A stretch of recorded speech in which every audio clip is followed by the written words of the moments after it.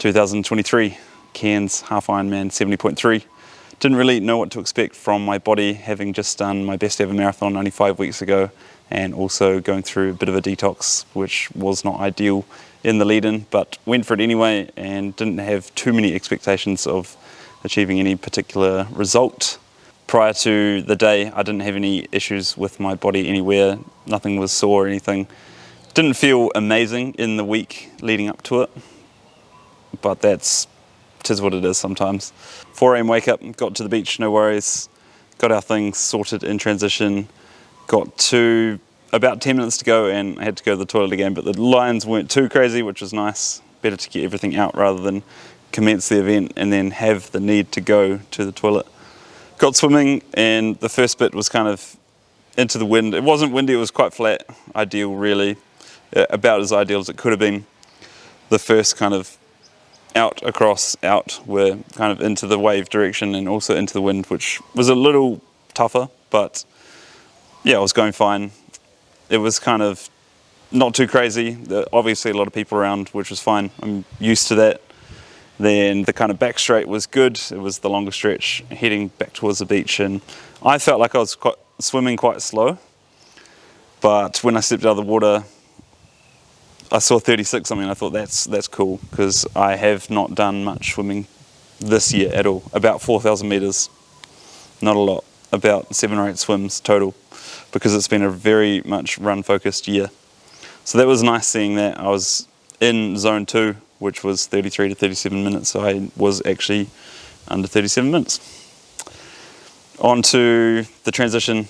When you step out of the water, you feel quite weird.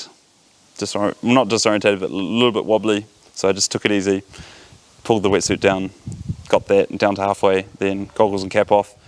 Put the wetsuit in the bag as well. Apparently you had to do that, so I did that.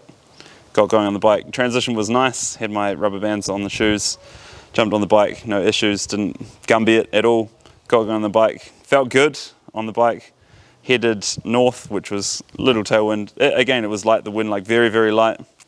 And the roads were quite nice, I thought. Quite some up and downs, but nothing crazy, no major hills or anything.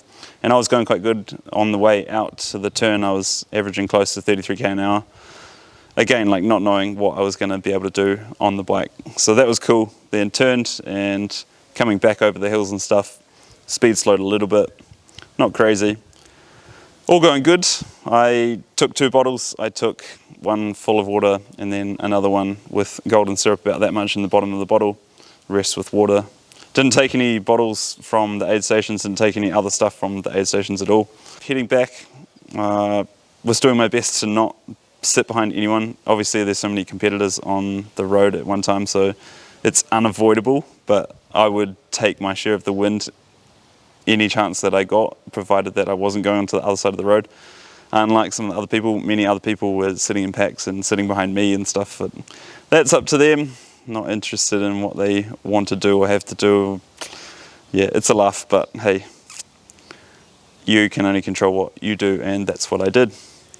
So getting towards where I'm staying now, which is Trinity Beach, all going good. Speed had slowed a little bit. It was around about 32k an hour average, and I was starting to feel it at this stage. So I thought, coming through the suburbs close to here, another guy started chatting with me, and I thought, you know what, I'm just going to take the pressure off riding hard and smashing myself. So I'm just going to have a chat with this guy, enjoy it, and kind of take it all in, rather than getting to the run and then being absolutely destroyed and then suffering through that.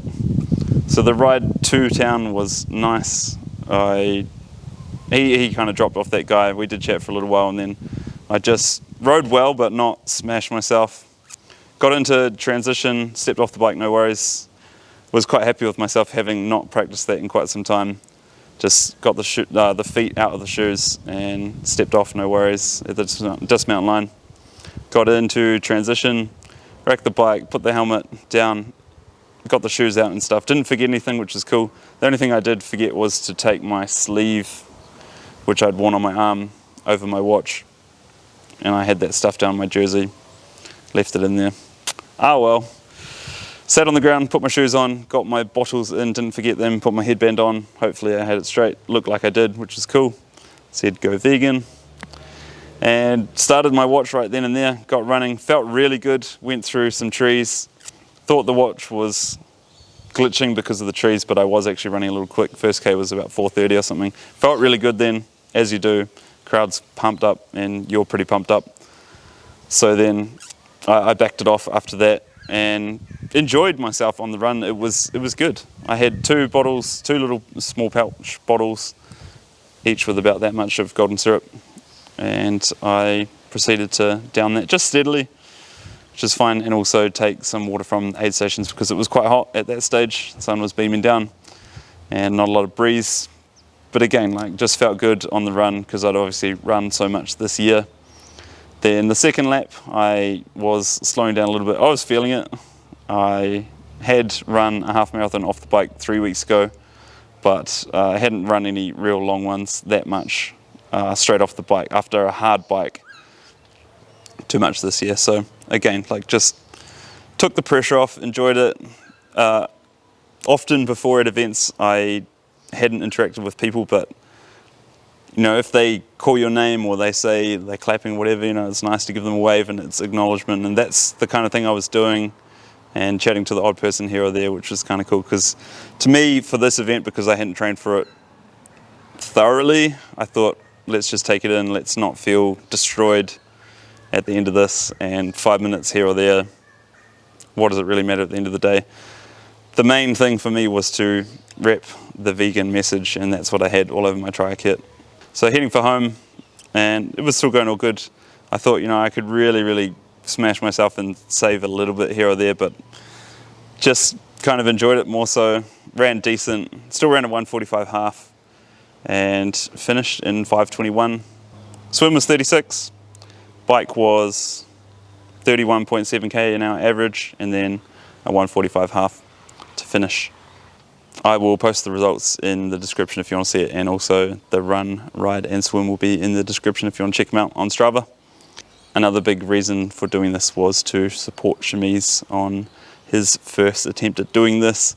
He was diagnosed with a medically incurable disease over 10 years ago, told that he'd be on medication for life, and he is defying those bullshit words by doing a half Ironman in 5 hours 35, thriving. He is proving day after day, especially after doing a half Ironman, which most people will never do, that you can heal your body on a whole food plant-based vegan diet. And that's what's so important. That's why he's doing these things. That's why we talk about all this stuff so much, is because we don't need animal products to live, to thrive, to do half Ironmans and other physical feats as such. Another great thing about not really pushing to the max on the day is that I get to feel good in the subsequent days.